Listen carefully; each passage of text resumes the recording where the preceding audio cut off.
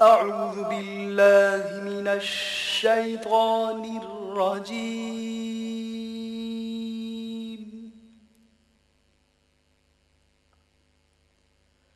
بسم الله الرحمن الرحيم.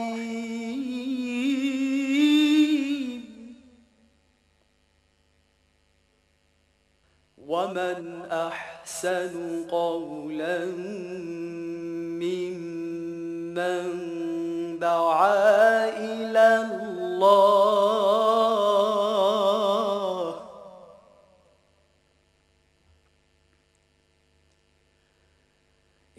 الله وعمل صالحا وقال إنني من المسلمين.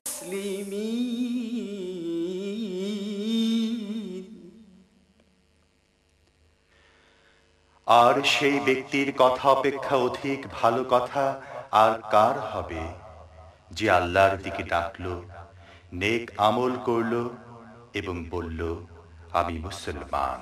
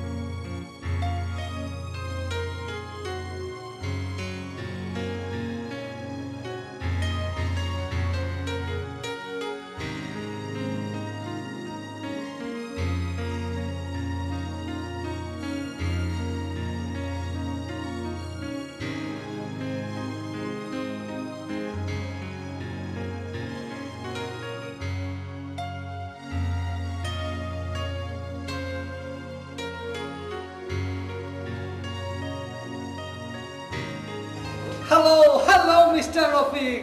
How are you? Come on. Come on. ভেতরে আসুন।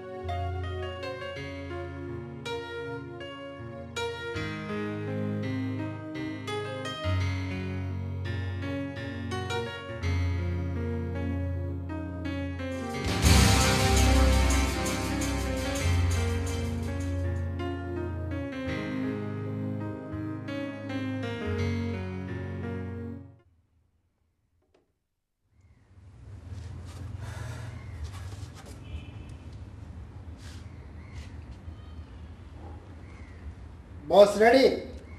তো মিস্টার মল্ট, এবার শুরু করতে পারি। Oh, yes, yes. I am ready.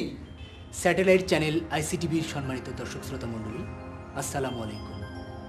মাসের শেষ শুক্রবারে প্রচারিত নিয়মিত মাসিক অনুষ্ঠান পরিচয়ের এবারকার সম্মানিত অতিথি মিস্টার মল্ট। পাশ্চাত্যের একজন স্বনামধন্য বুদ্ধিজীবী। সম্প্রতি উনি বাংলাদেশে বেড়াতে এসেছেন। এখন আমরা তার সঙ্গে কথা বলছি। Good morning, viewers. কাট কাট। মিস্টার মল্ট, অনুষ্ঠানটি সন্ধ্যায় প্রচারিত হবে। প্লিজ গুড ইভিনিং বলুন। Oh, sorry. বস এক মিনিট। জসিম, বেবিতে একটা অর্স দে। ওকে বস। Good evening, viewers. আচ্ছা মিস্টার মল্ট, আমাদের দেশের অনেক তরুণ মনে করে আপনাদের দেশের উন্নতির মূল কারণ হলো ফ্রি মিক্সিং। নারী পুরুষের অবাধ মেলামেশা, নাচ গান মদ জুয়া, অর্থাৎ তারা অবাধের স্বাধীনতা ভোগ করে বলেই আপনাদের দেশ এত উন্নত। Oh, no. এই সমস্ত বিষয়গুলো তো আমাদের সমাজ ব্যবস্থাকে ধ্বংস করিয়া দিতে আছে। ডু ইউ নো, এভরিডে আমাদের দেশে হাজার হাজার নারী ধর্ষিত হইতেছে, খুন রাহাজানি ডাকাতিতে ভরিয়া গিয়াছে। ব্যভিচার বিকৃতি এত বাড়িয়া গিয়াছে যে সমস্ত দেশের অধিকাংশ মানুষই আজ এইডস নামক মহাব্যাধিতে আক্রান্ত হইয়া পড়িয়া আছে। সমস্ত জাতি নৈতিক অবক্ষয়ের এক অথৈ সাগরে হাবুডুবু খাইতে আছে। তাহলে এই যে উন্নতি, তা কি মুক্ত চিন্তার জন্য? অর্থাৎ যার যা খুশি সেইভাবে ধর্মের বিরুদ্ধে নৈতিকতার বিরুদ্ধে মুক্ত চিন্তা করে বলে? ও নো, এটা আপনাদের ভুল ধারণা। আমাদের দেশের অধিকাংশ লোকই নাস্তিক। নিজের ধর্ম নিজের মতবাদ ছাড়া অন্য মতবাদের কথা তারা সহ্যই করতে পারে না। অন্য মতবাদ যেমন কমিউনিজম বা ইসলাম, এসব প্রতিষ্ঠাকারীদের তারা হত্যা করে। কিন্তু সারা পৃথিবীর লোক জানে আপনারা গণতান্ত্রিক। নাস্তিক্যবাদ আর খ্রিস্টবাদ ছাড়া অন্য কোনো ধর্ম আমরা স্বেচ্ছাই করতে পারি না। এই সব বিষয়ে আমরা গণতান্ত্রিক নই। তবে নাস্তিকতা দিয়ে যে আমাদের উন্নতি হয়েছে তা নয়, বরং নাস্তিকতা আমাদের সর্বনাশ করিয়াছে, আমাদের মানবতা বোধকে কাড়িয়া নিয়াছে, জাতিগত বোধকে জাগাইয়া দিয়াছে। একটা পশু যেমন নিজের জাতি ছাড়া অন্যকে সহ্য করতে পারে না, আমরাও তেমনি নিজেদের জাতি নিজেদের স্বার্থ মঙ্গল ছাড়া অন্যকে সহ্য করিতে পারি না। যা করি আমাদের নিজেদের স্বার্থে। তাহলে আপনাদের উন্নতি কারণটা কি?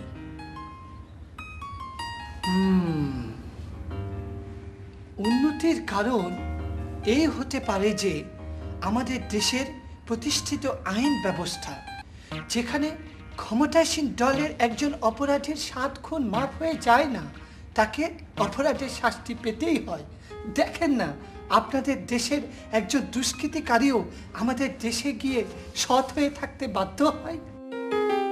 2 নম্বর হলো, আমাদের দেশে সততা, মেধা আর দক্ষ পরিশ্রমের মূল্যায়ন হবেই, সে যে দলেরই হোক না কেন। অথচ আপনাদের দেশে বিষয়টা দেখা হয় দলীয় দৃষ্টিকোণ থেকে। এটা অত্যন্ত খারাপ একটি ব্যবস্থা। 3 নম্বর হলো সম্পদের সর্বোত্তম ব্যবস্থা, যা আমাদের রাষ্ট্রে করিয়া থাকে। অথচ এই বিষয়টিও আপনাদের দলীয়ভাবে করার নিজের আছে। আর এই জন্যেই দল উন্নতি করলেও আপনাদের জনগণের কোনো উন্নতি হয় না। আরেকটি ব্যাপার হলো, আমরা একতাবদ্ধ জাতি। আমাদের নিজেদের মধ্যে যতই শত্রুতা দ্বিমত থাকুক না কেন, আমরা অন্যের সাহায্য চাই না। একটা মেশিনের সমস্ত পার্টস একসাথে না চললে কি মেশিন চলে? অবশ্যই চলে না। ঠিক মেশিনের পার্টসের মতোই আমরা সবাই একতাবদ্ধ হয়ে যার যা কাজ তাই করি। আর রাষ্ট্রের নেতারা সততার সাথে আইন কানুন নিয়ম নীতি দিয়ে সব পার্টসকে একতাবদ্ধ রাখে।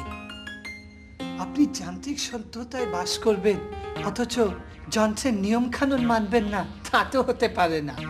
পার্টস নষ্ট করে কারা? আপনি বলুন। নেতারা, দুষ্কৃতিকারী অসৎ চরিত্রের নেতারা।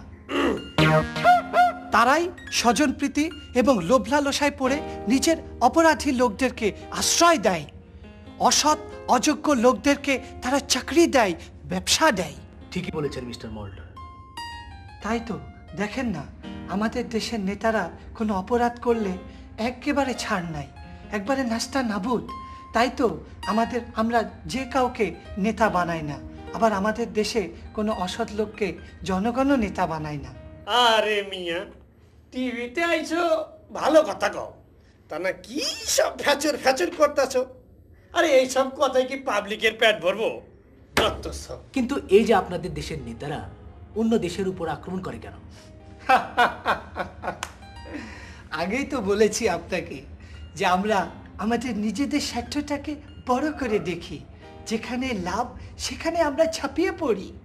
আচ্ছা, আপনাদের দেশে হরতাল, মিছিল, মিটিং এগুলি হয় না কেন? আমাদের দেশের মানুষের বা প্রতিষ্ঠানের কোনো ক্ষতি হোক তা আমরা কখনো চাই না। আর তাই দেখেন না, কোনো দল যদি হরতাল ডাকে আর তাতে যদি কোনো ক্ষতি হয়, আমাদের সরকার সেই আর্থিক ক্ষতিপূরণ ওই দলটির কাছ থেকে আদায় করে নেয়। যদিও বা কোনো বিশৃঙ্খলা দেখা যায়, তা কঠোরভাবে দমন করা হয়। এতে গণতন্ত্র নস্যাৎ হয় না? আরে না না, গণতন্ত্র মানেই স্বতঃস্ফূর্ত জনমত তৈরি করা। জোর জবরদস্তি, ভাঙচুর কিংবা কোনো বিশৃঙ্খলা গণতন্ত্র ধ্বংস করে, আমরা তা কখনো হতে দেই না। আচ্ছা, আমাদের শিক্ষা ব্যবস্থার উপর তো আপনার একটা গবেষণা আছে, এই ব্যাপারে একটু আলোচনা রাখবেন কি? আসলে একটি জাতির বিশ্বাস এবং চিন্তা চেতনা যেভাবে প্রতিষ্ঠিত, যদি রাষ্ট্রীয় নীতি তার বিপরীত দিকে হয়, তাহলে মানুষ সে বিশ্বাস অনুযায়ী চলতে পারে না, আবার রাষ্ট্রীয় নীতিও সে সঠিকভাবে পালন করতে পারে না। এতে করে সে রাষ্ট্রের মানুষ হয় পরিশ্রম বিমুখ, অনেক সময় তারা বিপদগামীও হতে পারে। যেমন আমাদের দেশে শিক্ষা ব্যবস্থা যেভাবে তৈরি করা হয়েছে, তা আমাদের দেশের জনগণের বিশ্বাস আর চিন্তা চেতনার উপাদানগুলিকে শক্তিশালী করে। পক্ষান্তরে আপনাদের দেশে এর বিপরীত অবস্থা। যেমন একটি মুসলিম ছেলে ছোটবেলা থেকে বিশ্বাস করে সুদ হারাম, অথচ স্কুলে তাকে সুদ কষার অঙ্ক করানো হয়। এতে করে সে সুদকে মনে প্রাণে গ্রহণ করতে পারে না, তার মেধার বিকাশ হয় না। এতে করে সে সারা জীবন ধরে সাধনা করলেও ভালো অর্থনীতিবিদ কখনোই হতে পারে না। কিন্তু যদি তাকে তার বিশ্বাস অনুযায়ী ছোটবেলা থেকেই জাকাত, ওসর, খারাজ এবং ইসলামী অর্থনীতি সংক্রান্ত সব লেখাপড়া শেখানো হতো বা তাকে গবেষণা করানো হতো, তাহলে সে একদিন বিখ্যাত অর্থনীতিবিদ হতে পারবে, এ ব্যাপারে কোনো সন্দেহ নাই। জীবনের সর্বক্ষেত্রে এই ধরনের শিক্ষা ব্যবস্থা প্রবর্তনই আপনাদের জাতিগত উন্নতি ঘটাতে পারবে বলে আমি মনে করি। সুধী দর্শক ও শ্রোতা মণ্ডলী, এতক্ষণ আপনারা উন্নত দেশের একজন বিদগ্ধ ব্যক্তিত্বের কথা শুনলেন। সুপ্রিয় দর্শক শ্রোতা, আগামী আরে মিয়া, ওই শালা সাংবাদিককে তো আমি চিনি, আমার টিভি সাংবাদিক হয়েছে। আরে জনগণের বিভ্রান্তি করবার লাগছে। গুড্ডু, ফোন লাগা। আরে এলা সাংবাদিকদের ফোন লাগা, কব আছে কথা কইবো। গুড্ডু ভাই,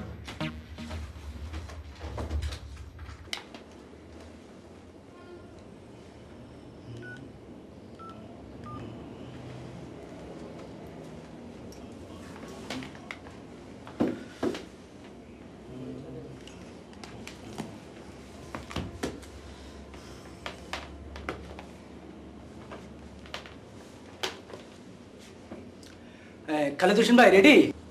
হ্যাঁ রেডি। রফিক, তোমাদের চ্যানেলটা এরই মাঝে বেশ জনপ্রিয়তা পেয়েছে। বিশেষ করে তোমার পরিচয় অনুষ্ঠানটা দেখে যুব সমাজ বেশ তাদের প্রশ্নের জবাব পাচ্ছে, তারা অনেক কিছুই শিখছে। সবই আপনাদের দোয়া খালিদ ভাই। লোকমান রেডি? ইয়াস বাস। জসিম, রফিক ভাই রেডি, টেক করেন। সুধী দর্শক ও শ্রোতা মণ্ডলী, আসসালামু আলাইকুম। আজকের পরিচয় অনুষ্ঠানে আপনাদেরকে যার সঙ্গে পরিচয় করিয়ে দিব, তিনি আমাদের দেশের মতো উন্নয়নশীল দেশের একজন প্রতিনিধি, বিশিষ্ট মুক্তিযোদ্ধা, সমাজসেবক, জনাব খালিদ হোসেন। আসসালামু আলাইকুম। আচ্ছা জনাব খালিদ হোসেন, আপনারা তো এদেশের সবচাইতে পুরাতন এবং প্রাচীন রাজনৈতিক দল। না, বঞ্চিত নিপীড়িত মুসলমান জাতির স্বাধীনতার দাবিতে আরও একটি দলের আবির্ভাব ঘটেছিল আমাদের অনেক পূর্বে। আচ্ছা, আপনারা সত্যের ও আদর্শ নৈতিকতার দাবি করেন, কিন্তু শত শত বছর ধরে আপনারা এই পৃথিবীতে একই গরিব আর ঐশ্বর্যহীন অবস্থায় আছেন। আপনাদের কোনো পরিবর্তন নেই। জ্ঞানে, বিজ্ঞানে, অর্থ সম্পদে, শিক্ষা দীক্ষায় আপনাদের কোনো উন্নতিও নেই। আপনারা লাঞ্ছিত, বঞ্চিত। এর কারণ কি বলবেন? দেখুন, আমরা মুসলমান। এদেশের স্বাধীনতা অর্জন হয়েছিল মুসলমানদের উন্নতির জন্য। জীবনের সব ক্ষেত্রে নিয়ম নীতি এবং নৈতিকতা আইনগতভাবে আমাদের মেনে চলা উচিত, তবেই আমাদের স্বাধীনতার উদ্দেশ্য সফল হয়। আমাদের স্রষ্টা আল্লাহ রাব্বুল আলামিন সেই সব নিয়ম নীতি জারি করেছেন, তারই আলোকে আমাদের ভাবতে হবে, কথা বলতে হবে এবং সেই কথাকে কাজে পরিণত করতে হবে। ইতিহাস ঘাটলে দেখতে পাবেন আমাদের পূর্বপুরুষেরা শত শত বছর ধরে পুরো পৃথিবীটাকে সুখে, শান্তিতে, সম্মানের সহিত উক্ত নিয়ম নীতির আলোকে শাসন করেছে। হ্যাঁ, ইতিহাসে পড়েছি। এমনকি ইউরোপ, আফ্রিকা যে মধ্যযুগকে অসৎ আর বর্বরতায় কলঙ্কিত করে রেখেছে, তারাও ইসলামের আলো এসে সভ্য হয়েছে। অবশ্য আমাদের দেশের এক শ্রেণীর নাস্তিক, মূর্খ বুদ্ধিজীবী মুসলমানদের শান্তিময় যুগকে বর্বর মধ্যযুগ বলে। জি, ইতিহাস পড়ে তাই মনে হয়েছে। তাহলে বুঝুন, শত শত বছর ধরে ইসলামী শাসনের আলোকে জীবনযাপনকারী মুসলমানরা পলাশির বিশ্বাসঘাতকতার কারণে পরাজিত হলো।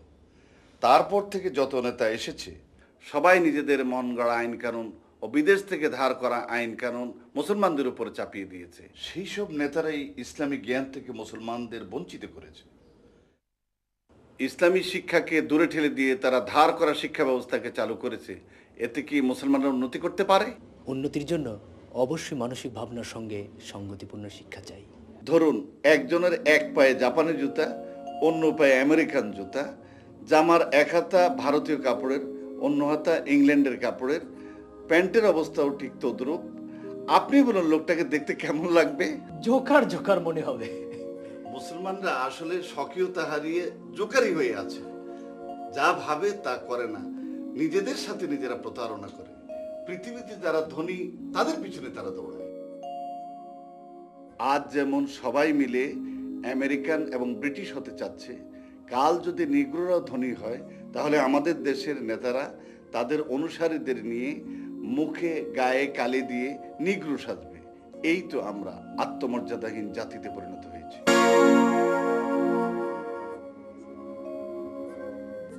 এর থেকে পরিত্রাণ পাওয়ার জন্য আপনারা কি পদক্ষেপ নিচ্ছেন? দেখুন, ইসলামের কোনো প্রতিহিংসার বিধান নেই। এখানে জোর করা, সন্ত্রাস সৃষ্টি করা, ইসলামের নামে বোমাবাজি করা কঠোরভাবে নিষিদ্ধ। সবাই ভাই ভাই হয়ে, একতাবদ্ধ হয়ে আল্লাহর আইন, রাসূল সাল্লাল্লাহু আলাইহি ওয়াসাল্লামের আদর্শ প্রতিষ্ঠা করার জন্য আমরা চেষ্টা করছি। এতক্ষণ মূল্যবান কথা রাখার জন্য আপনাকে অনেক অনেক ধন্যবাদ। আপনাকেও ধন্যবাদ। শুধু শ্রোতা মণ্ডলী, আপনাদেরকেও ধন্যবাদ। সুপ্রিয় দর্শক শ্রোতা মণ্ডলী, এতক্ষণ কথা শুনে আমরা বুঝতে পারলাম উন্নতির চাবিকাঠি হলো একতাবদ্ধ হয়ে বসবাস করা। আমরা যদি একতাবদ্ধ না হই, তাহলে কখনোই উন্নতির স্বর্ণ শিখরে আরোহণ করতে পারবো না। আগামী অনুষ্ঠান দেখার আমন্ত্রণ জানিয়ে আজকের মতো পরিচয় অনুষ্ঠান এখানেই শেষ করছি। আল্লাহ হাফেজ। ওই ওই হ্যালো, হ্যাঁ, সামান্য একজনের লাগে কথা কম, তাই লাইন লাগাইবার পারস না। আর আর তোরা বসবার চাস ক্ষমতায়। বস এবার ঢুকছে, এই যে লন রিং হইতাছে।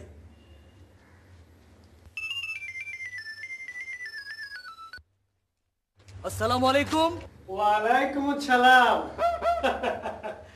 আমি আতিকুর রহমান, দরদি পাটি। চিনবার পারছো মিয়া? হ্যাঁ হ্যাঁ, কি ব্যাপার আতিক ভাই? আরে মিয়া, তোমার মোবাইলে ঢুকেই না। ভিটিআরে ব্যস্ত ছিলাম তো, তাই মোবাইল বন্ধ রেখেছিলাম। তা কি ব্যাপার আতিক ভাই? আরে মিয়া, পাইছোটা কি? গোয়ালের ঘাস খাও না, খাও পরের বাগানে ঢুকা। হ্যাঁ, ৭ সাগর আর ১৩ নদীর পার থাইকা লোকজন আনায়া সাক্ষাৎকার নাও। হ্যাঁ, আরে মিয়া, আমাদের দিকে নজর দাও। আরে মিয়া, তোমার বাপ ভাই আর আছে নে? হ্যাঁ, তাছাড়া ভারত কি দেশ করলো? হ্যাঁ? তারা কত উন্নতি করছে। হ্যাঁ, আমাকে প্রিয় দেশ, আমাকে ভাই। আরে তাগরে কারো সাক্ষাৎকার নেতা, হ্যাঁ, পাবলিক উপকৃত হইতো, আমরা কিছু শিখবার পারতাম। তাছাড়া তাগর সংস্কৃতি আর আমাকে সংস্কৃতি তো একই, হ্যাঁ নাকি বলো? তৌহিদি সংস্কৃতি আর মুশরিকি সংস্কৃতি এক হয় কি করে? যাকগে, তাদের কোন স্টারের সাক্ষাৎকারও নেব। আরে মিয়া, তুমি আমার মহল্লার বলা, হ্যাঁ, আমার দিকে চোখ পড়ে না? আরে 35 বছর ধরে রাজনীতি করতেছি মিয়া। শোনো, সামনে ইলেকশন। আরে এই সময় যদি আমাকে মতো নেতাদের কথা পাবলিকের সামনে তুলে না ধরো, আর ওইসব আলতু ফালতু নেতাদের কথা যদি পাবলিকের সামনে তুলে ধরো, তাহলে কি এই দেশ থাকবো? হ্যাঁ, এই দেশ মৌলবাদী হয়ে যাবো না? হ্যাঁ, বিদেশি সাহায্য আসা বন্ধ হয়ে যাবো। হ্যাঁ, তখন এই দেশ হইব আফগানিস্তান, ইরাক। ইরাক কোনো মৌলবাদী দেশ ছিল না, আর মৌলবাদ কথাটা ইসলামের বেলায় খাটে না, ওটা খ্রিস্ট ধর্মের ব্যাপার। যাকগে, আমি আপনার আগামীকালই সাক্ষাৎকারের ব্যবস্থা করছি। তোমারে পুষায় দেউনি। আরে মিয়া, কয় টাকা বেতন পাওয়া? পুষায় দেউনি। পোষাইতে পোষাইতে দেশটাকে বিদেশি প্রভুদের কাছে পোষ মানাইয়া দিছেন, আর পোষায়েন না। শোনেন জি, ঠিক আছে, কাল আপনার অফিসে হাজির হব ইনশাআল্লাহ, ঠিক সকাল 10টায়।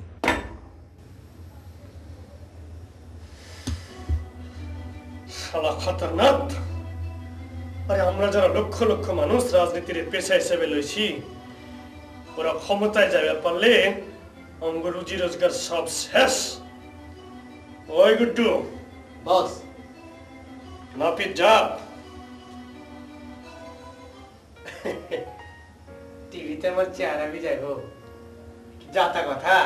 হ্যাঁ, লন্ডে থাইকা কোটটা ছাড়াই লই আয়। বস, আপনি ওই বিশেষ পোশাকটা পরে টিভিতে যায় না। দলের কিছু লোক খুশি হইব ঠিকই, কিন্তু দেশের সব মুসলমানরা জানে এই দলটা ইসলাম বিরোধী। আপনি বরং মুসলমান সাইজা টিভিতে যান। হ্যাঁ, মুসলমান ছাই যাওয়া না? আরে মিয়া, আমি তো মুসলমানই। ও তো নামে বস, এই আপনার চেহারা সুরত মুসলমান মনে হয়, এমন ভাবে টিভিতে হাজির হন। ঠিকই কইছস বস, আরেকটা কথা, কইয়া খালা। গরিব মানুষকে পটানোর লিগা আমাকে এই দরদি পার্টির অফিসটা ঠিকই আছে, কিন্তু আপনার টিভি সাক্ষাৎকার তো দেশ বিদেশের মানুষ দেখবো। তাতে কি হয়েছে? কইতেছিলাম বস, এই আপনার ওই সাক্ষাৎকার অনুষ্ঠানটা আপনার ওই বড়লোকি অফিসে করলে কেমন হয়? এই গুড্ডু, তুইও তো ঠিক কথাই কইছস। শোন, পেপারে বিজ্ঞাপন দে, যাতে জনগণ আমাকে সাক্ষাৎকার দেখে, যাতে জনগণ আমাকে দেশ বোঝে। আপনার উপস্থাপনা খুব ভালো লাগে, ধন্যবাদ। Thank you. আরে দেখ দেখ, চিনিস না কি? আরে এই যে রফিকুল ইসলাম, আইসিটিভির সাংবাদিক, চমৎকার উপস্থাপনা করেন। একটা অটোগ্রাফ প্লিজ। আপনি বঙ্গবাজারে মার্কেট করেন? আপনার তো মার্কেট করার কথা ছিল বসুন্ধরা শপিং সিটি। দেশের 90% মানুষ যেখানে অভাবী, সেখানে অত দামি মার্কেটে অত প্রগতিশীল এখনো হতে পারে। Thank you.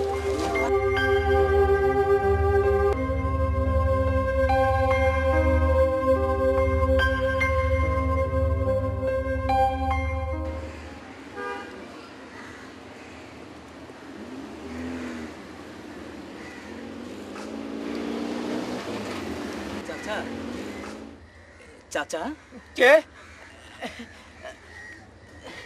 খালি জ্বালাতন করে।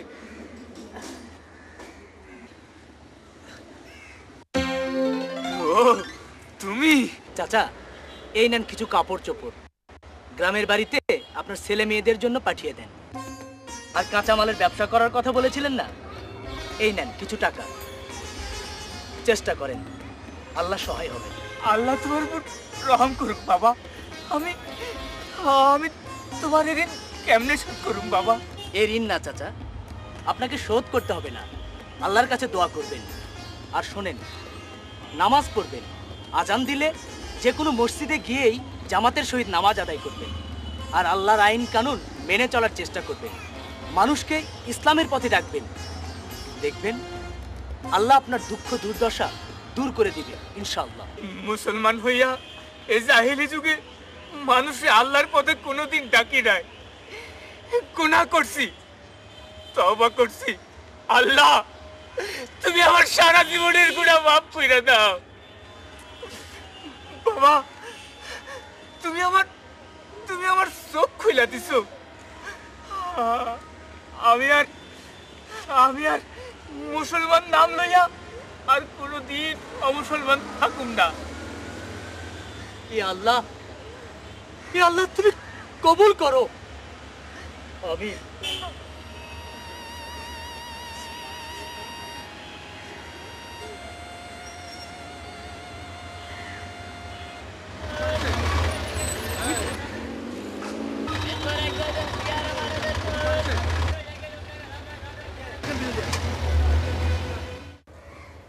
এই নাও, পেট ভরে খাও দাদু, না খেলে কি শক্তি বাড়ে?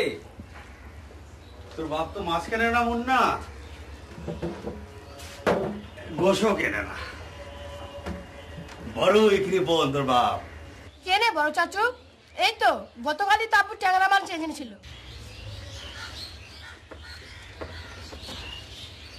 আব্বা আসসালামু আলাইকুম। ওয়ালাইকুম সালাম। এসেছিস বাবা? ও তোমরা দাদুকে জ্বালাতন করছো? ছোট চাচু আব্বু না তোমাকে কৃপণ বলেছে। ও বড় ভাই কিছু বললে আই ডোন্ট মাইন্ড, বুঝলি? আব্বা এই তোমার চশমা নাও, আর এই তোমার যায় না। দেখি দেখি দেখি। মুন্না এই তোমার গেঞ্জি, সাত তোমার নাম ফতুয়া, আর মাসুদ তোমার এর মধ্যে শার্ট আছে বাবা, নাও। সব বঙ্গ মার্কেটের। সবাই বলো আলহামদুলিল্লাহ। আলহামদুলিল্লাহ। চলো বাবা একটু রেস্ট নিয়ে পড়তে বলি। এসো বাবা, এসো এসো। সাত তাড়াতাড়ি এসো বাবা। সব বঙ্গ মার্কেটের, অথচ টিভিতে প্রোগ্রাম করে হাজার হাজার মানুষ দেখে। আরে বারেক ভাই, টিভিতে আমাদের লিডারের সাক্ষাৎকার সন্ধ্যা 7টায়। দেখি দেখি, লিডারের কথা তো শুনতে হইব। হ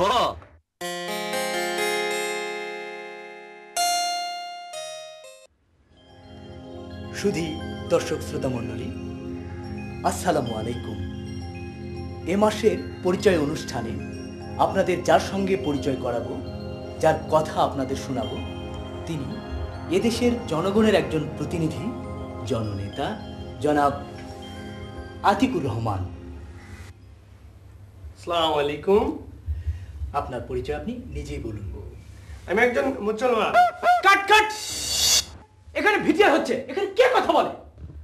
আরে মিয়া কালা নাকি? আমি কইছি মুসলমান।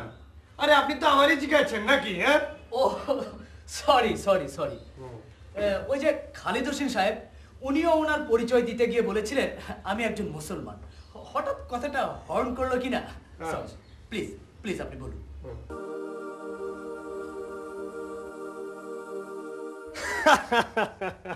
আমাদের স্বরূপ হইল আমরা উদারপন্থী, প্রগতিশীল।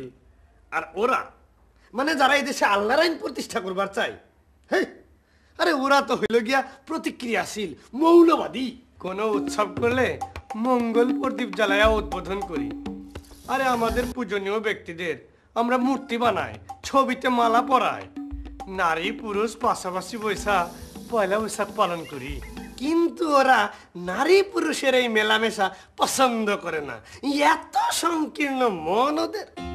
আচ্ছা, আপনার নিশ্চয় জানা আছে বৌদ্ধ ধর্মের দুটি গ্রুপ, একটি হচ্ছে হীনযান, অন্যটি হচ্ছে মহাযান।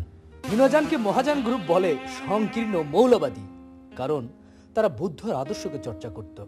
মহাযান গ্রুপ নিজেদেরকে প্রগতিশীল, আধুনিক ও মানবিক বলে মনে করে, ঠিক আপনাদের মতো। তাদের সংস্কৃতিও কিছুটা আপনাদের মতো, অর্থাৎ হিন্দু ব্রাহ্মণদের সংস্কৃতির কাছাকাছি। পরিণামে ভারতবর্ষে বৌদ্ধ ধর্মের উৎপত্তি হলেও ভারতে আর তাদের অস্তিত্ব নাই বললেই চলে। তারা হিন্দু ধর্মে বিলীন হয়ে গেছে। এখন যদি প্রশ্ন ওঠে আপনাদের সংস্কৃতি হিন্দু ধর্মের অনেক কাছাকাছি বলে এবং বাংলাদেশের বেশিরভাগ মুসলমান ইসলাম সম্পর্কে অজ্ঞ, তাই সেই সুযোগটা কাজে লাগিয়ে আপনারা বৌদ্ধ ধর্মের মহাযানের মতো হিন্দুদের সাথে একাকার হয়ে যেতে চান, তাহলে এর জবাবে আপনি কি বলবেন? এটা হলো পাগলের প্রলাপ। আরে মিয়া, কাছাকাছি থাকলেও আমরা আলাদা থাকবো। মানে গোসল করব তবু চুল ভিজাবো না। যা বলেছেন আর কি। আচ্ছা শোনেন, আধুনিক দুনিয়ায় সুদের একটা গুরুত্বপূর্ণ ভূমিকা আছে। আমরা সুদ খাই, আরে দুনিয়ার সঙ্গে তাল মিলাতে হবে তো। হ্যাঁ, মদও চলবে, নাচ গান, সুন্দরী প্রতিযোগিতা, ফ্যাশন ছবি চলবে। আরে আমাদের বড় বড় ব্যবসা প্রতিষ্ঠান আছে না, তারা এইসব প্রতিযোগিতার স্পন্সর করে। আমাদের মিডিয়াগুলি রাত দিন দিন রাত এইসব অনুষ্ঠান প্রচার করে। আধুনিক হতে হবে তো, আমরা তো আর এখন 1400-1500 বছর পিছায় থাকবার পারি না। কিন্তু ইতিহাস বলে 1500 বৎসর পূর্বে সমাজে সুদ, মদ, নাচ গান ও ব্যভিচারের প্রচলন ছিল। মহানবী সাল্লাল্লাহু আলাইহি সাল্লাম এসে সেই সব সমাজ থেকে দূর করে দেন। এখন আপনার কথা শুনে মনে হচ্ছে তারা মৌলবাদী না, বরং আপনারাই মূলের দিকে ফিরে যাচ্ছেন। আহা, আপনি মিয়া বুঝবার পারতেছেন না। যাজ্ঞা শোনেন, দুনিয়া এখন আধুনিক। এই আধুনিক দুনিয়ায় ওরা আল্লাহর আইন প্রতিষ্ঠা করবার চায়, কিন্তু এই আধুনিক দুনিয়ায় ওটা সম্ভব না। তাই আমরা নিজেরা আইন বানাই, উন্নত দেশ থেকে আইন ইম্পোর্ট করি। আর রাসূলের আদর্শের কথা বলেন, সম্ভব না। সম্ভব না, সম্ভব না। আরে তখন রকেট, যন্ত্রপাতি, স্যাটেলাইট, কম্পিউটার এসবের কিছুই ছিল না। আর এসব না থাকলে মানুষ থাকে এক অবস্থায়, আর এইসব থাকলে মানুষ থাকে অন্য অবস্থায়। আচ্ছা, আপনাদের পূর্বের নেতারা যখন বেঁচে ছিলেন তখন তো কম্পিউটার আবিষ্কার হয়নি, ইন্টারনেট, মোবাইল ফোন আসেনি, তাহলে এখন আপনারা তাদের আদর্শ কিভাবে প্রতিষ্ঠা করতে চাচ্ছেন? আরে মিয়া, এসব মৌলবাদী মার্কা প্রশ্ন করবেন না তো। তবে জানবেন, আমাদের নেতাদের আদর্শ প্রতিষ্ঠা করবার লাগা আমরা শহীদ হইবার পারি। এই যে বললেন শহীদ হবেন, আচ্ছা আপনাদের নেতাদের আদর্শ প্রতিষ্ঠার জন্য যদি একজন অমুসলিম নিহত হয় তবে কি তাকে আপনারা শহীদ বলবেন? নিশ্চয়, নিশ্চয় বলবো। কেন, আপনারা দেখেন নাই আমরা একটা রাস্তার নাম দিছি শহীদ দেবেন্দ্রনাথ সড়ক। তবে সুখবর হলো এই যে আমরা আল্লাহর আইন আর রাসূলের আদর্শকে অশ্রদ্ধা করি না। আরে ওরা ওই একটা জায়গায় আঁকড়ে ধরে আছে বইলা আমরা ওরে মৌলবাদী বলি। আপনাদের মন গড়া আইনের বিরুদ্ধচারণ করলে আপনারাও তাদের উপরে উগ্রভাবে চড়াও হন, সেদিক দিয়ে আপনারাও তো মৌলবাদী। না না না, এটা অবশ্য আপনি ঠিক কইলেন না। আচ্ছা, আপনাদের মন গড়া নিয়মে বা আইনে আপনাদের তো উন্নতি হচ্ছে না। আরে মিয়া, কে কইছে উন্নতি হচ্ছে না? কত বিশ্ববিদ্যালয়, রাস্তাঘাট, মিল, কলকারখানা হয়েছে, এসবের খবর রাখেন? সংসার থাকলে হাড়ি, পাতিল, বদনা, গ্লাস এগুলি বাড়ে, তাকে কি আপনি উন্নতি বলবেন? কেন? আরে আপনি এমন কোন মন্ত্রী, মিনিস্টার, এমপি, সচিব, সরকারি কর্মকর্তা, এমনকি পাতি নেতাও দেখাবার পারবেন যে যার গাড়ি, বাড়ি, ব্যাংক ব্যালেন্স, সয় সম্পত্তি এসব নাইকা? পারবেন না। আমি দেশ ও জনগণের উন্নতির কথা বলছি। আজও দেশের সাধারণ মানুষের উন্নতি হয়নি। আজও নদীর পার ভাঙে, বাঁধ ভাঙে, বন্যায় মানুষ মরে, চারিদিকে অভাব, আর রাস্তায় আজও ভিখারি, ফুটপাতে লোক ঘুমায়, চারিদিকে অসংখ্য বস্তি। আজও দেশের মধ্যে কোন্দল, হানাহানি, হরতাল, মিছিল। আচ্ছা, হরতালের নামে আপনাদের ছাত্র সমাজ, নারী ও কিশোর ছেলেরা মানুষকে আগুনে পুড়িয়ে হত্যা করে, গাড়ি ভাঙচুর করে, দেশের সম্পদ নষ্ট করে। ভবিষ্যতে এরাই তো দেশের নেতা হবে, তাই না? মানে তারাই তো আমাদের উত্তরাধিকার। আচ্ছা, আপনারা তো নামাজ রোজা করেন। হ্যাঁ হ্যাঁ হ্যাঁ করি, তবে যখন মন চায় আর কি। তারপরেও আমরা আল্লাহর আইন আর রাসূলের আদর্শ প্রতিষ্ঠা করবার চাই না, কারণ আমরা প্রগতিশীল। আচ্ছা ধরুন আপনি আপনার দলের কোনো নিয়ম নীতি মানলেন না। হ্যাঁ রিমিয়া, মানবো না কেন, মানবো না কেন? আরে না মানলে আমাকে দলে রাখবে, ঘাট ধরে বের করে দেবে না? ঠিক বলেছেন, এই যেমন সামান্য একটা অফিসের নিয়ম না মানলে সে অফিসে তার চাকরিটাই চলে যায়। ঠিকই কইছেন। মুসলমান বলে দাবি করা মানে আল্লাহর দলে থাকা। এখন দলে থেকেও আপনি আল্লাহর আইন মানেন না, রাসূলের আদর্শ অনুসরণ করেন না, বরং বলা যায় আপনি আল্লাহ ও রাসূলের আইনের বিরুদ্ধে অবস্থান করছেন, সেই সব আইন ও আদর্শ প্রত্যাখ্যান করছেন। অন্যদিকে মুসলমান বলে দাবি করে আল্লাহর সঙ্গে এবং বিশ্ববাসীর সঙ্গে প্রতারণা করছেন। এরপরেও কি আপনি মনে করেন আপনি আল্লাহর দলে আছেন, অর্থাৎ আল্লাহর কাছে আপনার সদস্য পদ আছে? হাসাইলেন মিয়া, কেন থাকবো না? আমাদেরকে যারা সাপোর্ট করে তারাও মুসলমান থাকবো, আরে আল্লাহর দলে তারাও থাকবো। কি করে? আরে মিয়া, আমাদের পীর আছে না, মাজার আছে না, তাছাড়া বিশাল একটা আলেম শ্রেণী আছে। আরে দেখেন না, যে সব নাস্তিক মরলে কবরই যাওয়ার চায় না, আরে তাদের লাশ কেউ ধইরায় না, গোসল করাইয়া জানাজা পড়াইয়া কবর দিই। এসব আলেমরা আমাদের সাপোর্ট করে, আমরাও সম্মান করি, তাদের প্রয়োজন মেটায়। তাদের দোয়ার বরকতে আমাদের 7 খুন মাপ। আরে নইলে কি নেতা থাকবার পারি? হ্যাঁ, আল্লাহ তো আমাদের নেতা বানাইছে। আল্লাহ তো নমরুদ ফেরাউনকেও নেতা বানিয়েছিলেন। কইলেন মিয়া? না মানে শেষ বিচারের দিন আল্লাহ তো আর নেতা বলে কাউকে খাতির করবেন না। আল্লাহ দেখবেন কে কতটা তার আইন মেনে চলেছে, তার উপরেই তিনি ফয়সালা করবেন। তা যাকগে, এই অনুষ্ঠানের পক্ষ থেকে আপনাকে অনেক অনেক ধন্যবাদ। জি, আপনাকেও ধন্যবাদ। সংগ্রামী দেশবাসী, আমার পক্ষ থেকে আপনাদের সকলকে সংগ্রামী সালাম ও শুভেচ্ছা। আসসালামু আলাইকুম। সুপ্রিয় দর্শক শ্রোতা মণ্ডলী, দীর্ঘ সাক্ষাৎকার অনুষ্ঠান দেখে আমরা কথা বুঝতে পেরেছি যে একতাবদ্ধ না থাকার কারণে আজ মুসলমানদের অবস্থা কৃতদাসের চেয়েও শোচনীয়। তাই আসুন ইসলামের আদর্শকে কেন্দ্র করে আমরা একতাবদ্ধ হই। যারা মুসলমানদেরকে বিভক্ত করে রেখেছে সেই সব নেতা পীর আলেমদেরকে আমরা ইসলামের দাবি বুঝাই। যদি তারা বুঝতে না চায় তবে সেই সব নাফসের পূজারীকে আমরা জীবনের সর্বক্ষেত্রে বর্জন করি। মনে রাখবেন, মনে এক বাইরে আর এক, এরা দুষ্কৃতিকারী, আর দুষ্কৃতিকারীরা আজীবন স্বার্থ নিয়ে কোন্দল করে, কখনোই একতাবদ্ধ হতে পারে না।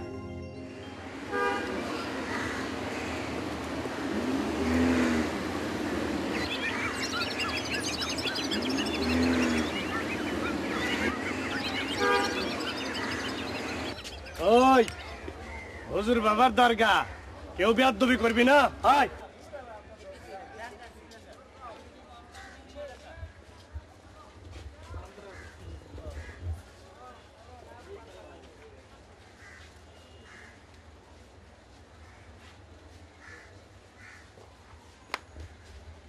বড় কামের হুজুর, এমন কামের হুজুর আর পাইবা না। মালিক ভাই, ওয়ালাইকুম আসসালাম।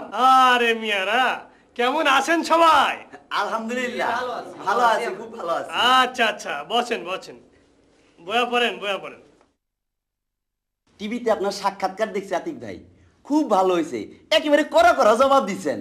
আরে মিয়া, আগামী কালকার পত্রিকা আমি দেখো, আরে মৌলবাদীকে একেবারে ধুইয়া লাইছি। যাবগা, আমি আবার একটু ব্যস্ত আছি, বুঝছো? মোস্তফা ভাই, আরে ওই মোস্তফা ভাই, আরে শোনেন শোনেন,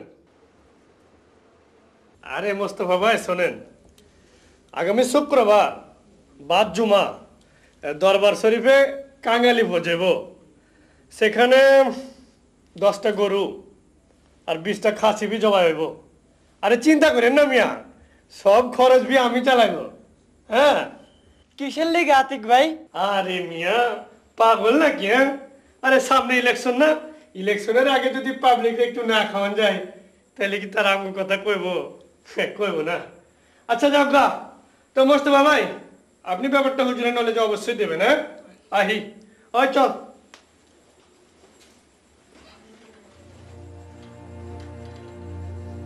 এইভাবে একবেলা খাওয়াইয়া বছর ঈদের সময় কিছু কাপড় চোপড় দিয়া কত মানুষ এরা কিনা লয়। এর একটা ফয়সালা না হওয়া পর্যন্ত এরাই নেতা থাকবো, দেশের উন্নতি হইব না, মানুষের উন্নতি হইব না। কি কর মুস্তফা ভাই, কত কিছুই তো কই, কারো কর্ণে ঢুকে না। 8 বছর বিয়া করছি, কত পীরের কাছে গেলাম, একটা বাচ্চা হইল না। আস্তে, খবরদার, অন্য পীরের কাছে গেছেন শুনলে হুজুর মাইন্ড করব। কেন মাইন্ড করব কেন? আরে এক পীরের মুরিদ হইলে অন্য পীরের কাছে যাইতে নাই। এক এক পীরের এক এক তরিকা থাকে। আমাদের দেশের প্রায় সব মুসলমান এইভাবে ভাগ হইয়া আছে। হুশিয়ার হুশিয়ার, সাবধান, হুজুরে কেবলা তাশরীফ আনিতেছেন, কেউ বেয়াদবি করিবেন না, শান্ত হইয়া চুপচাপ বসা থাকে।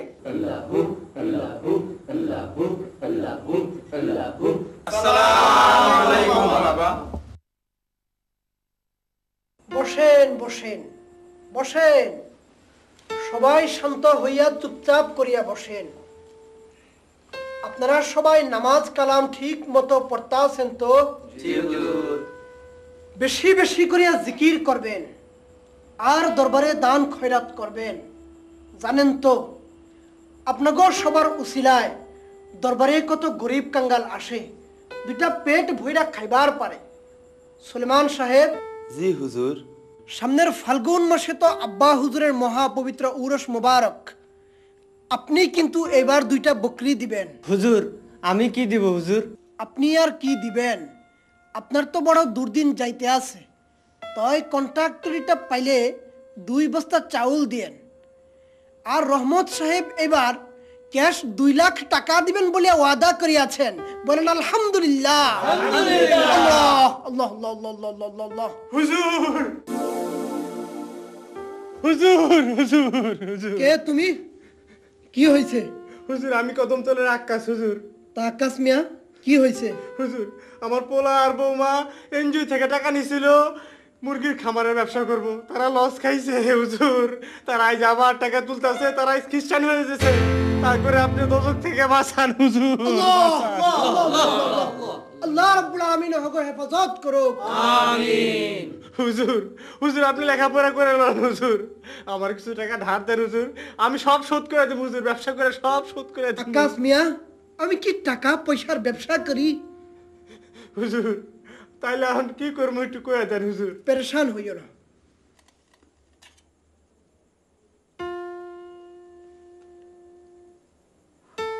পেরেশান হইও না আকাশ মিয়া, আমি দোয়া করতেছি আল্লাহ যেন তোমার পোলা আর তার বউরে হেদায়াত দান করে। আমিন। নইলে বাবা ওগো তকদিরে এটাই লেখা ছিল। আর এই তাবিজ খানা লইয়া যাও, তাবিজ খানা ধুইয়া তোমার পোলা আর তার বউরে 2 গ্লাস পানি এক নিঃশ্বাসে খাইতে বলবা, তাগো মতি গতি ফিরিয়া আইব। যাও আকাশ মিয়া, মন খারাপ করিও না, যাও। জি হুজুর।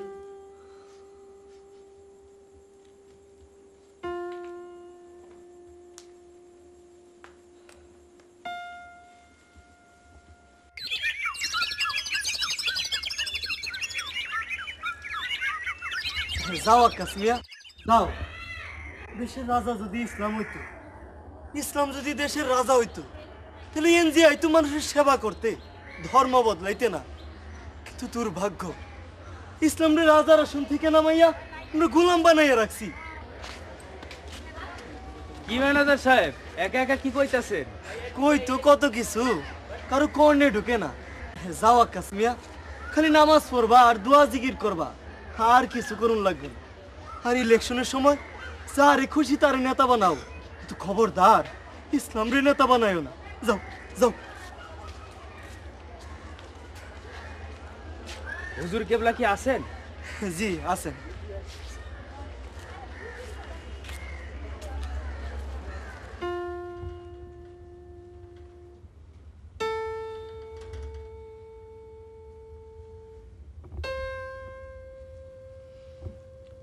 আসসালামু আলাইকুম।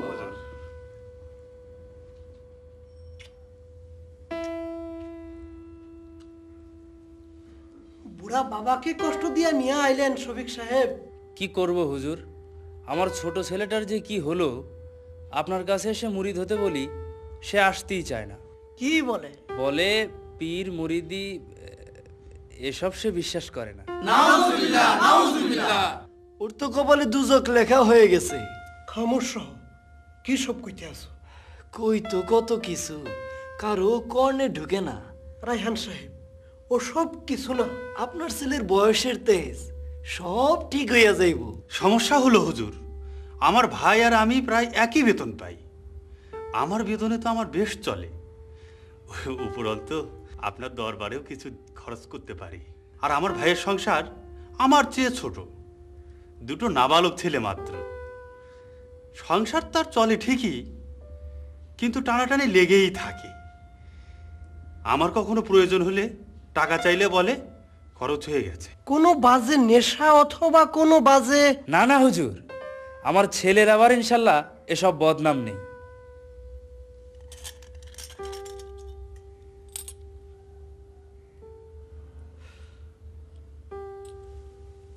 এই তাবিজ চারখানা লইয়া যান, আপনার ছোট ছেলের ঘরের চার কোণে পুতবেন, সব ঠিক হইয়া যাইব। আর শফিক সাহেব, আপনার তো প্রমোশন হইতে আছে। সব হুজুরের মেহেরবানি। তা প্রমোশন হওয়ার পর প্রথম মাসের বেতনটা দরবারে দান করিয়া দিবেন। জানেন তো, সব গরিব কাঙ্গালদের জন্য। আপনাদের উসিলায় দুইটা পেট ভইরা খাইবার পারে।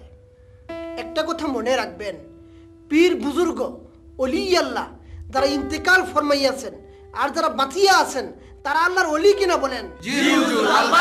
আল্লাহ বলেছেন, ইয়া আইয়ুহাল্লাযীনা আমানু আতিউল্লাহ ওয়া আতিউর রাসূলা ওয়া উলিল আমরি মিনকুম। তোমরা আল্লাহ এবং তার রাসূলের পরে ওলিদের আনুগত্য করো, ঠিক কিনা? ঠিক ঠিক। অথচ একটা দল পীর অলি বুজুর্গদের বিরুদ্ধে প্রচার চালাইতে আছে, মাজারকে অসম্মান করতে আছে। এদের উপর আল্লাহর লানত। হ্যাঁ, লানত। আপনারা আপনাদের মুসলমান ভাইদের বলিয়া দিবেন, তারা যেন ঈমান ঠিক রাখে, কোনো রাজনীতির মার পেছে জড়াইয়া না পড়ে। ইসলাম কোনো রাজনীতি না, ইসলাম কোনো রাজনীতি না। ইসলাম হইল এক আল্লাহর ইবাদত। কালেমা, নামাজ, রোজা, হজ, যাকাত আর সব সময় আল্লাহ আল্লাহ আল্লাহ আল্লাহ আল্লাহ আল্লাহ জিকির করা। দুনিয়া কিছু না, দুনিয়া কিছু না। পীরের মুরিদ না হইলে ইবাদতে মন বসবে না। ইহকাল বরবাদ, পরকাল বরবাদ। পীরের মাজারে শিরনি দিবেন আর দরবারে দান খয়রাত করবেন, আল্লাহ খুশি হইয়া যাইব। আপনারা তাহলে আজকে আসেন, যাবার সময় তাবারুক লইয়া যাইবেন। আচ্ছা হুজুর, আসসালামু আলাইকুম।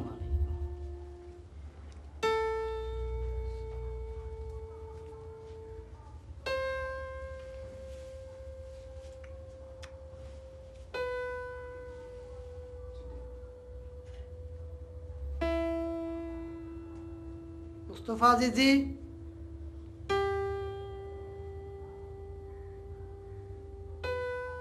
হুজুর, একটা জিনিস ইলহাম হয়েছে। কি হুজুর? লোকদেরকে একটা দল বিভ্রান্ত করতে আছে, পীর অলি বুজুর্গদের অস্বীকার করতে আছে, মাজারকে অসম্মান করতে আছে, মিলাদ শরীফকে বেদাত বলতে আছে। আমার কানে আরো বহুত কথা আইছে। এখন কি হবে হুজুর?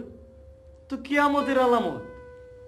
আমার যত মন্ত্রী মিনিস্টার, এমপি, ব্যারিস্টার, মুরিদান আছে, সামনের উরস মুবারকে তাদেরকে উপস্থিত হওয়ার ফরমান পাঠাও। ওই দলটার চরম শাসিত না করলে মুসিবত হইয়া যাইব। আমাকে কিছুই থাকবো না, আমাকে কিছুই থাকবো না, সব বরবাদ হইয়া যাইব। রাজনীতি ঢুকাইছে, ইসলামের মধ্যে রাজনীতি, ক্ষমতায় যাইবার চাই। ঠিকই কইছেন হুজুর। ইসলাম ক্ষমতায় যাইব কেন? ক্ষমতায় থাকবো ইসলাম, আর ইসলাম সারা জীবন সেই ইসলামের গোলাম হইয়া থাকবো।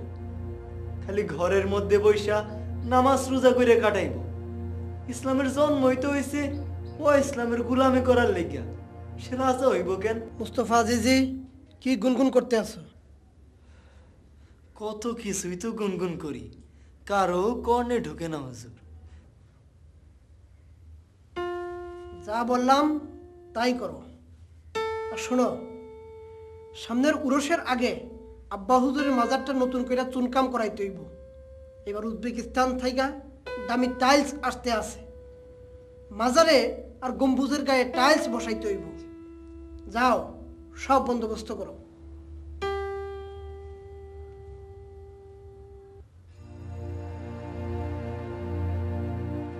মনের সঙ্গে হৃদয়ের সম্পর্ক না হইলে কিছুই বোঝন যায় না, কিছুই বোঝন যায় না।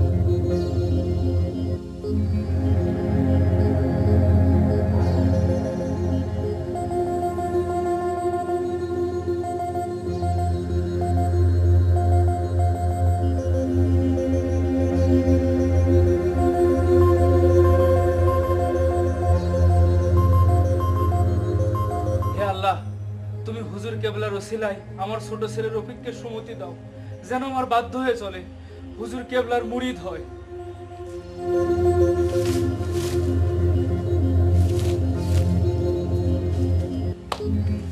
সব ঠিকঠাক মতো পুঁতেছিস তো? জি আব্বা।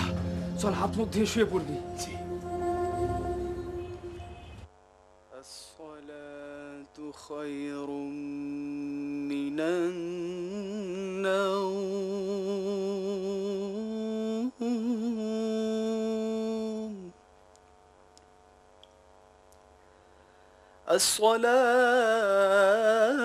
الصلاة خير من النوم.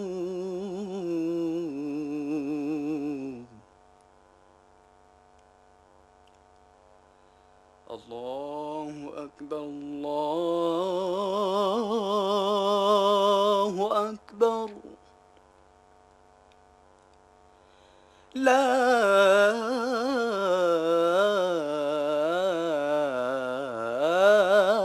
إله إلا الله.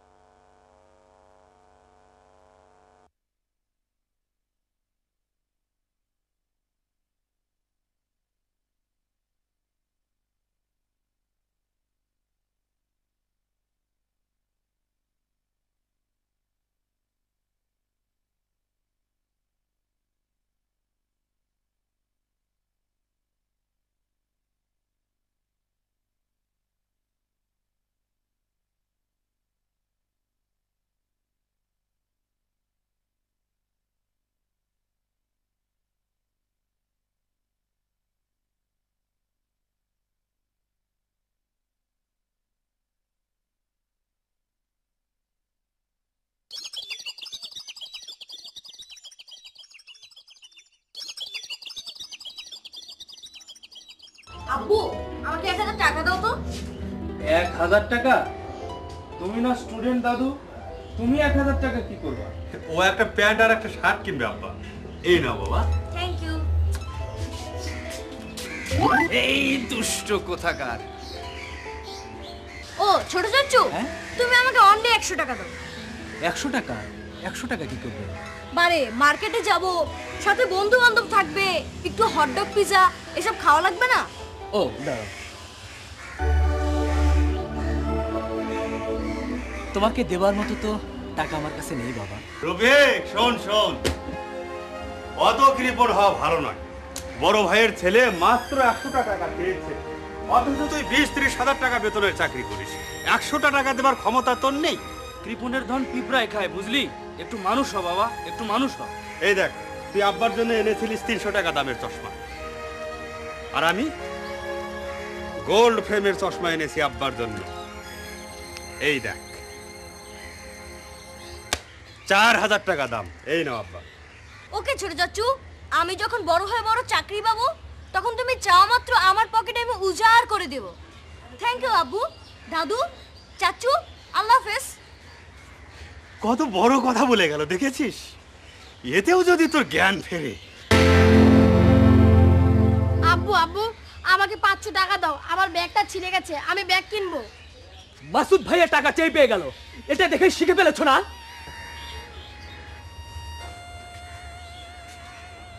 আমি তোমার ব্যাগ নিজে কিনে নিয়ে আসবো বাবা। না, আমি একটা ব্যাগ পছন্দ করেছি, আমি সেটাই কিনবো। আমাকে 500 টাকা দাও। ঠিক আছে, ঠিক আছে, আমি তোমাকে নিয়ে মার্কেটে যাব। তোমার যেটা পছন্দ আমি তোমাকে সেটাই কিনে দিব। তাহলে কিন্তু আমাকে 50 টাকা দিতে হবে। 50 টাকা কেন বাবা? আমার দরকার আছে। আহা, বলো না কি দরকার? আমি বন্ধুদের নিয়ে আইসক্রিম খাবো। আইসক্রিম খাবে?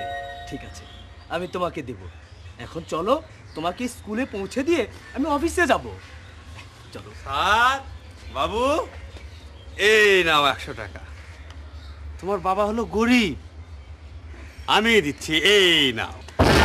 না ভাইয়া, ওইভাবে তুমি তোমার ছেলের হাতে টাকা তুলে দাও, আমি কিছু বলি না, কিন্তু তুমি সাদকে টাকা দেবে না। আচ্ছা, তুই কি ধীরে ধীরে সংকীর্ণ হয়ে যাচ্ছিস?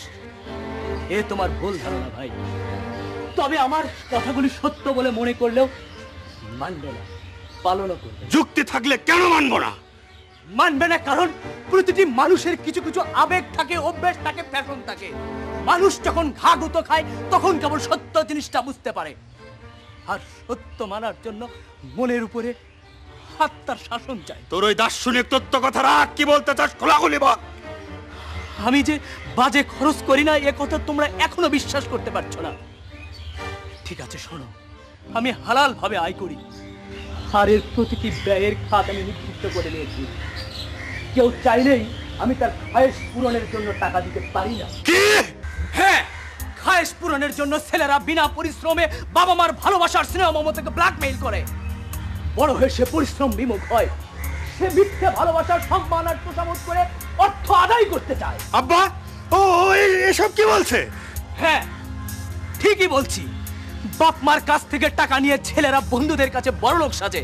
সে তার বন্ধুদের কাছে এমন ইমেজ সৃষ্টি করে সে যখন খুশি টাকা খরচ করতে পারে, কারণ সে বড়লোকের সন্তান। আব্বা, তোমার ছেলের ভাষণ তো শুনছো, কিছু বলো। টাকা পয়সা হাতে থাকলে বাচ্চাদের মন বড় হয়, মনের মধ্যে স্বাধীনতা তৈরি হয়। মিথ্যে কথা আব্বা, মিথ্যে কথা। বরং প্রতি মুহূর্তে সে গোলামি মানসিকতার অধিকারী হতে শেখে। কারণ সে ভাবে কখনো টাকার অভাব হলে সে বন্ধুদের কাছে কি বলবে, এই আশঙ্কায় তার মানসিক স্বাধীনতা ধ্বংস হয়ে যায়।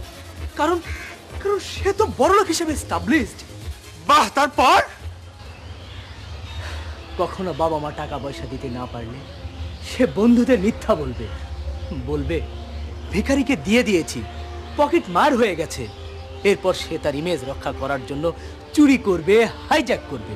কি বলছিস? হ্যাঁ আব্বা, ভোগবাদী আর মশরিকি শিক্ষা ব্যবস্থায় এদেশের ছোট ছোট সরল প্রাণ ছেলে মেয়েদের নৈতিকতা নষ্ট হয়ে যাচ্ছে।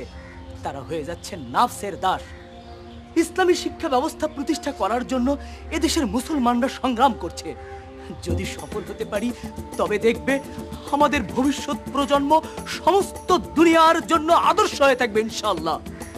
মানবিক কল্যাণের জন্য তারা অর্থ ব্যয় করবে, নিজের নফসকে খুশি করে ভোগবাদী হওয়ার জন্য নয়। বাহ বাহ বাহ, আমার প্রিয় ছোট ভাই ছেলেদের মনকে স্বাধীন করার পরিবর্তে তাদের মনকে সংকীর্ণ করার যত যুক্তি খাড়া করেছে, তারপরেও সে যে কৃপণ এ কথা স্বীকার করবে না। না ভাই না, কৃপণতার অপচয় এক জিনিস নয়। এই যে তুমি তোমার ছেলের হাতে অত টাকা উঠায় দিলে, ওর প্যান্ট শার্ট কিনতে কি অত টাকা লাগবে? বাকি টাকা দিয়ে সে তো নেশাও করতে পারে। আমি আমার ছেলেকে কেন বললাম নিজে গিয়ে কিনে দিব? জিজ্ঞেস করলে না? কেন বলেছিস? বলেছি কারণ আমার কষ্টের টাকা, দরদাম করে যদি 2-10 টাকা বাঁচাতে পারি তাই। সাদ, এসো। সুন্দর, বড় সুন্দর কথা বলেছে রফিক। ওরে শফিক, রফিক ঠিক পথে চলছে, ঠিক চিন্তাই করছে। ওর কথাগুলো ফট করে উড়িয়ে না দিয়ে একটু ভাবিস। আর এগুলো ভাবতে হলে একাকী হতে হয়, নিঃসঙ্গ হতে হয়, নইলে ভাবনার দানা বাঁধে না বাবা।